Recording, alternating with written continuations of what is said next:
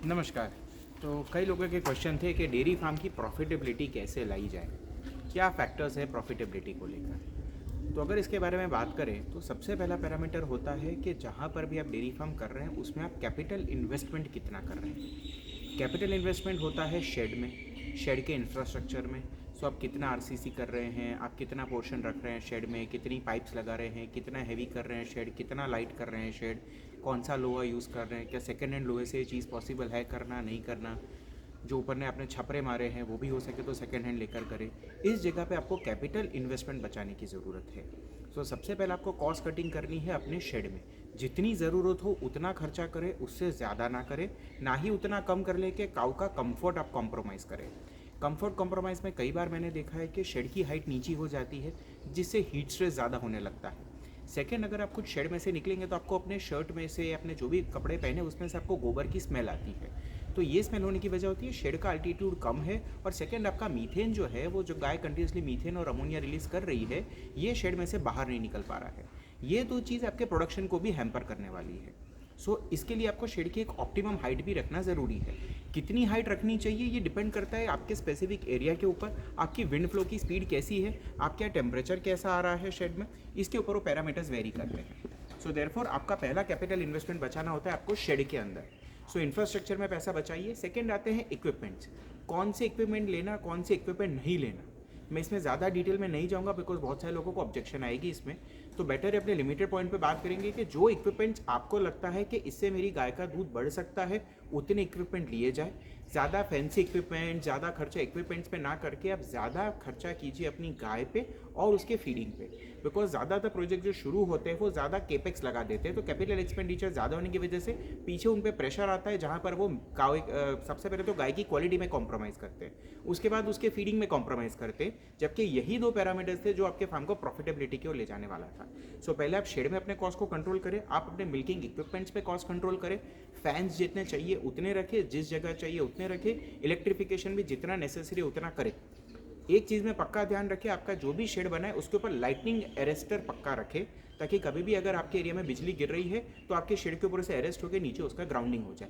इस जगह पे कॉस्ट कटिंग ना की जाए। तो एक एग्जाम्पल था कि कहाँ कॉस्ट कट करनी चाहिए, कहाँ नहीं करनी चाहिए। फिर आ जाती है अच्छे एनिमल्स की परचेज में।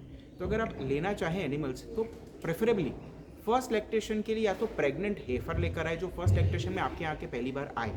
और ये हेफर मैं ज़्यादातर रिकमेंड करता हूँ मेरे लिए, या तो मेरे जो प्रोजेक्ट्स हैं या तो मेरे जो दोस्त हैं उनके लिए बोलता हूँ, आप 6 महीने प्रेग्नेंट हेफर लेकर आइए, ताकि 3 महीना वो आपको समझ सके, आसपास के एनवायरनमेंट को समझ सके, आपके फीड को अडेप्ट हो सके। ये एडेप्टेबिलिटी, जिसे आप एक्लेमेटाइजेशन भी कह सकते हैं, ये लाना ज़रूरी है। अगर आप फ्रेश मतलब ताज़ी ब्याई हुई गाय लेकर आ जाएंगे, या तो एकदम 10 दिन में 15 दिन में बच्चा देने वाली ले आएंगे, तो स्ट्रेस में ज़्यादा जल्दी आएगी, इसके एक्लेमेटाइजेशन होने का चांसेस कम रहता है, तो लिमिटेड स्कोप है। तो यहाँ आपको मोर्टालिटी के चांसेस रहते हैं, गाय अच्छे से सेट नहीं हुई, देखो उसका पीक प्रोडक्शन नहीं आया, उसके आरओपी के केस हो गए, इसे किटोसिस हो गया, डिस्प्ले सेबोमिज्म हो गया। आप मल्टीपल बीमारियों से आप जूझते रहते हैं।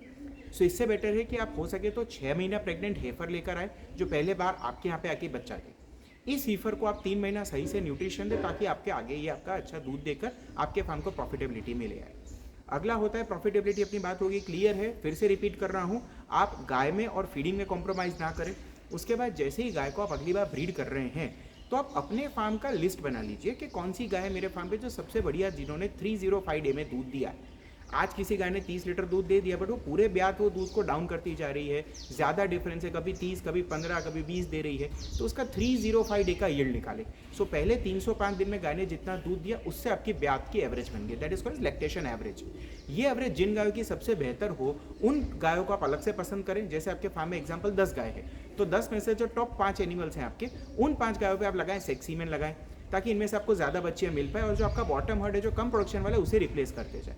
आप 10 अगर गाय को 100 को सेक्सी में दे देंगे तो एक आपकी ब्रीडिंग कॉस्ट भी बढ़ रही है। सेकेंड, आपकी जो लो इल्डर काऊ है वही आपको रिप्लेस करने मिल रही है। रेदर है कि आप अपनी टॉप इल्डिंग जो हर्ड है, टॉप 5 एनिमल्स है, उन्हीं को अपनी बॉटम 5 एनिमल से रिप्लेस करते रहे। देयरफॉर आपकी पर काऊ प्रोडक्टिविटी आपको बढ़ाने की ज़रूरत है। इसमें 2 पैरामीटर्स आ गए, एक आपका सही ब्रीडिंग आपको प्रॉफिटेबिलिटी क्यों लिया जाएगा, और सेकेंड है डेटा मैनेजमेंट।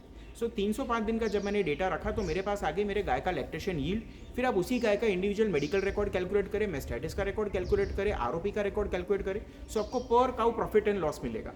आपकी जो प्रॉफिटेबल काउज है उन्हें आप कंटिन्यू कीजिए, जो ब्रीडिंग आप कर रहे हैं, ब्रीडिंग में पॉसिबली मैं ज़्यादा तेरी यूज़ करना प्रीफर करता हूँ, मेरी चॉइस है, या तो मैं इंपोर्टेड सेक्स सीमेन यूज़ करता हूँ या तो मैं इंपोर्टेड कन्वेंशनल सीमेन यूज़ कर रहा हूँ, मल्टीपल कंपनीज का यूज़ कर रहा हूँ। बट कौन सा सीमेन यूज़ करना ये अगेन एक आर्ट है। हम काउ परचेस के वीडियो के दिन इसका आपको अच्छे से बताएंगे कि कौन सी गाय को कैसे सीमेन के साथ ब्रीड करे सो दैट अपने आने वाली नस्ल अच्छी हो। फिर आता है अपने कॉस्ट डाउन करनी है। प्रॉफिटेबिलिटी एक दिन में कुछ नहीं आने वाली है, ना एक साल में आने वाली है। 3 साल कम से कम लगते हैं। हर धंधे को 999 दिन की कड़ी तपस्या से गुजरना पड़ता है प्रॉफिटेबिलिटी में आने के लिए। सो जब आपका ब्रीडिंग हो रहा है तो कोशिश ये कीजिए, अगर आपकी गाय का पहले इलेक्ट्रिशियन का यील्ड 5 या 5,500 है तो आपकी जो बच्ची आ रही है, जो हीफर आप मिल्किंग में ला रहे हैं, वो तकरीबन आपको 6,500 से 7,000 लीटर पहले इलेक्ट्रिशियन में यील्ड दे। अगर इस आप रास्ते पे जाएंगे तभी आप प्रॉफिटेबिलिटी की ओर जा पाएंगे। सो प्रॉफिटेबिलिटी मेरे हिसाब से ज़्यादातर न्यूट्रिशन पे ड्रिवन है।